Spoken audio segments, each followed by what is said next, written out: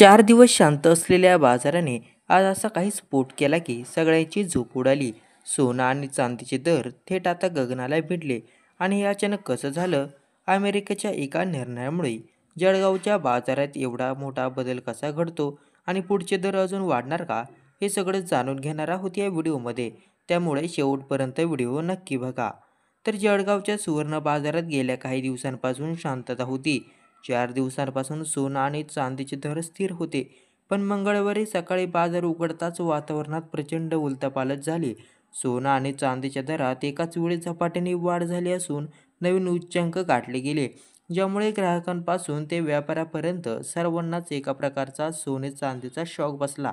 सध्या आंतरराष्ट्रीय बाजारात सोन्याच्या किमतीत जोरदार तेजी पाहायला मिळत आहे. अमेरिकन फेडरल रिझर्व्ह लवकरच व्याजदरात कपात करू शकते, अशी शक्यता वर्तवली जात आहे. आणि त्यामुळे गुंतवणूकदारांचा कल पुन्हा सोन्याकडे वळला आहे. जर फेडने अधिक सैल धोरण स्वीकारलं तर वर्षअखेरीस सोन्याचे दर आणखी वाढण्याची शक्यता वर्तवली जात आहे. या पार्श्वभूमीवर जागतिक बाजारात सोन्याला जबरदस्त सपोर्ट मिळाला आहे.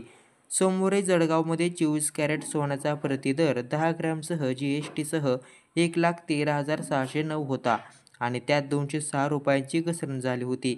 पण मंगळवारी सकाळी सोन्याच्या तब्बल 721 रुपयांची उसळी नोंदवण्यात आली. परिणामी दर पोहोचले थेट 1,14,330 पर्यंत. म्हणजेच 12 तारखेचा मागील उच्चांक मोडीत काढून नवा उच्चांक प्रस्थापित केलेला आहे. आणि चांदीही मागे नाही. चांदीमध्ये 1,030 रुपयांची उसळी. सोन्याच्या दरात इतकी मोठी वाढ झाली आणि चांदी कुठे थांबणार? सोमवारी जिथे चांदीचा दर 1,33,900 होता प्रति किलो, तिथे मंगळवारी एकाच दिवसात वाढ झाली 1,030 ने आणि चांदीचा नवा दर पोहोचला थेट 1,34,930 वर.